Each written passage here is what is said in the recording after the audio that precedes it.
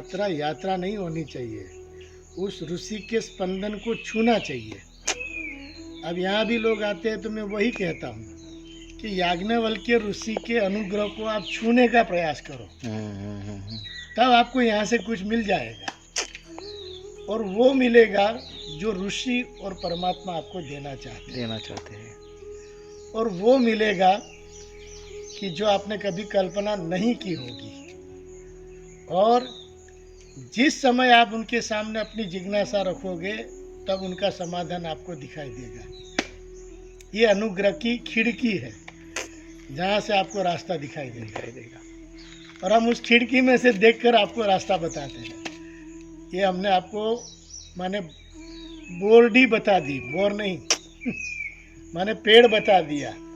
लोग बेर बताते हैं, बेर का पेड़ नहीं बताते। लेकिन सच्चाई ये है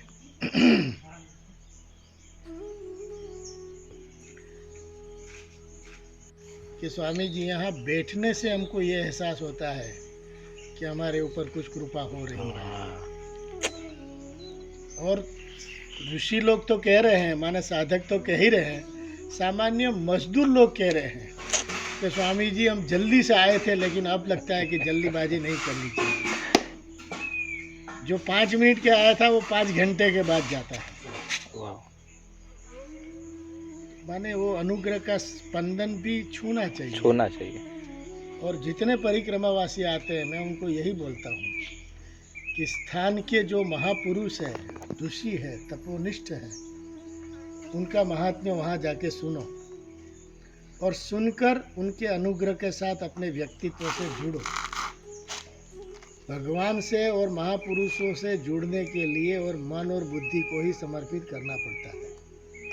भगवान ने क्यों कहा मन एव मन आधस्व मयि बुद्धि निवेश है? क्यों वहाँ ये नहीं कहा कि 56 भोग मुझे दे दो? ये क्यों नहीं कहा? और मन और बुद्धि को मांग लिया, क्योंकि उनको पता है कि ये इंस्ट्रूमेंट मेरे से जुड़ेगा तब वो मेरा होगा। जैसे आपके तार भगवान से जुड़ेंगे तब आपकी लाइट होगी। वो तार आपके पास मांग रहे हैं, वो आप नहीं जोड़ रहे हैं, और जो नहीं जोड़ना है वो सब जोड़ रहे हैं। बहुत बड़ी कल्पना है।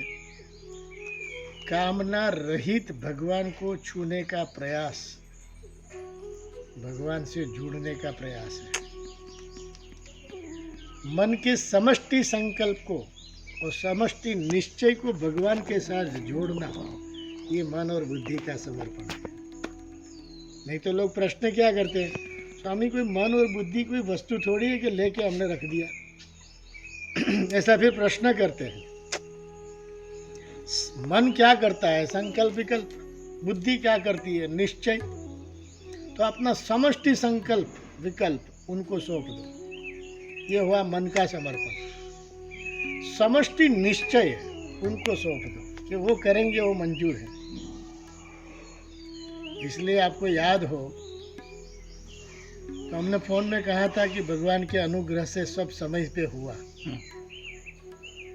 हमारी दृष्टि से लेट हुआ, ईश्वर की दृष्टि से समय पे हुआ।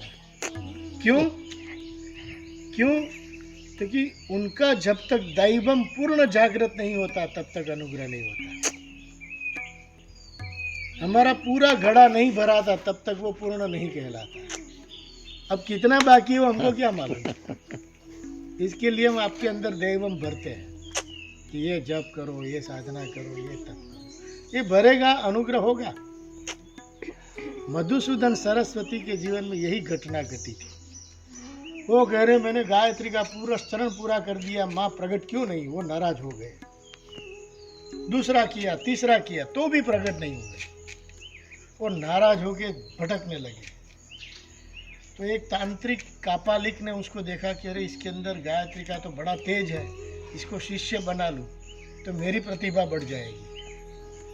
तो उन्होंने कहा अरे भगत तुम कहाँ जा रहे हो? तो कि मत पूछो, मैंने 3 गायत्री पुरस्चरण किया तो अभी माँ प्रकट नहीं हुई। उन्होंने कहा कि मेरे तंत्र गुरु है ना, वो आपको प्रकट कर देगी। तो क्या अच्छा। तो उनको लगा कि चलो एक साथ शायद इनके तंत्र गुरु से माँ प्रकट हो जाएगी। उन्होंने कहा जो क्या करना है बताओ।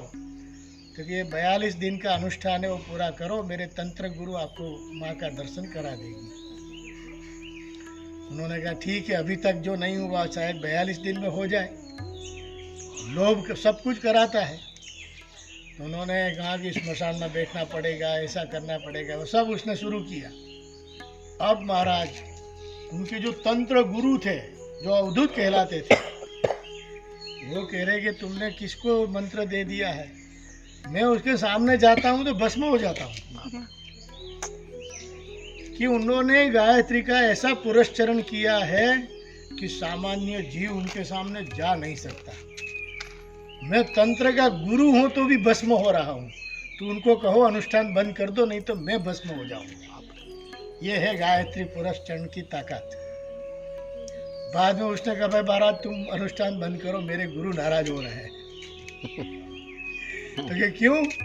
तो कि उन्होंने कहा कि तुम्हारे गायत्री पुरस्चरण में वो ताकत है कि मेरे गुरु जी आपके पास सामने आने के लिए कांप रहे हैं। तो समझ गए कि मैं पुरस्चरण में कुछ कमी है, एक और कर लूं, शायद मेरी माँ प्रकट हो जाए। तो आकाशवाणी हुई कि तुम्हारा अभी एक पुरस्चरण बाकी है, इसलिए मैं प्रकट नहीं हो रही हूँ। जैसे ही उन्होंने पुरस्चरण पूरा किया, माँ प्रकट हो गई। तो कांपने लगे, रोने लगे कि भगवान इतनी परीक्षा आपने मेरी क्यों की कि मुझे दूसरे का आश्रय लेना पड़ा। तो उन्होंने कहा देखो, मन और बुद्धि कमजोर होती है, उसमें तुम्हारा दोष नहीं है, तुम्हारा धैर्य टूट गया। जैसे हमको सफलता नहीं मिलती तो धैर्य टूट जाता है, तो हम सबका आश्रय लेने लगते हैं, लेकिन जितना ज्यादा आश्रय लेते हैं इतना विलंब ज्यादा होता है। अच्छा, फिर उन्होंने कहा कि देखो मैंने आकाशवाणी से बताया कि तुम्हारे मेरी अनुभूति में तुम्हारा एक पुरस्चरण अभी कम हो रहा है, 2 मिनट बेटा। तो जैसे ही उन्होंने पुरस्चरण पूरा किया, माँ प्रकट हुई। तो कि आपने विलंब क्यों किया? तो कि पीछे देखो तो सब पहाड़ जल रहे थे। उन्होंने कि तुम्हारे जन्मों जन्म का पाप देखो भस्म हो गया, आज तुम निष्पाप हो गए, क्योंकि सब पुरस्चरण तुम्हारा पूरा हो गया और एक पहाड़ तुम्हारा बाकी रह गया था, इसलिए मैं प्रकट नहीं हो पा रही। अरे वाह, देखो अब हमारी दृष्टि से 3 पुरस्चरण किया, माँ प्रकट नहीं होगी, लेकिन हमको क्या मालूम हमारा जन्मों जन्म का कर्म क्या बाकी है, पाप क्या बाकी है। और ये दृष्टांत रामचरितमानस में आता है कि विभीषण के अंदर कामना थी कि मैं लंका का राजा बन जाऊं, तो भगवान ने स्वागत में ही कहा कि आइए लंकेश पधारिए। उन्होंने कहा आपको कैसे पता चला कि मुझे लंका का राजा बनना है? तो कि मेरे पास वही आ सकता है जो निष्काम निष्पाप हो। अब तुम्हारे मन में एक कामना थी जो मेरी प्राप्ति में बाधक थी, तो मैंने अभी से तुमको हस्तलिखित दे दिया कि रावण का संहार निश्चित है और तुम भविष्य का लंका का राजा भी निश्चित हो। तो कहने का अर्थ है कि पूर्ण निष्काम, पूर्ण निष्पाप स्थिति के बगैर साधक को परमात्मा का साक्षात्कार नहीं होता। तो हमारी लौकिक कामना में भी उस कामना के फल के लायक पुण्य जब लेवल नहीं होता, ध्यान से सुनिएगा तब पता चलेगा।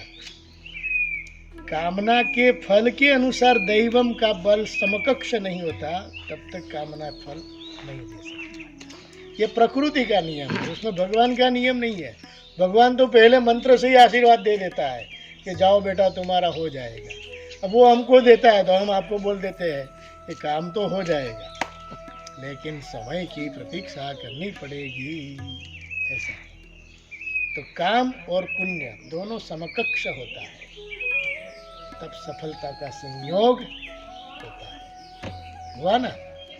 कोटेश्वर महादेव।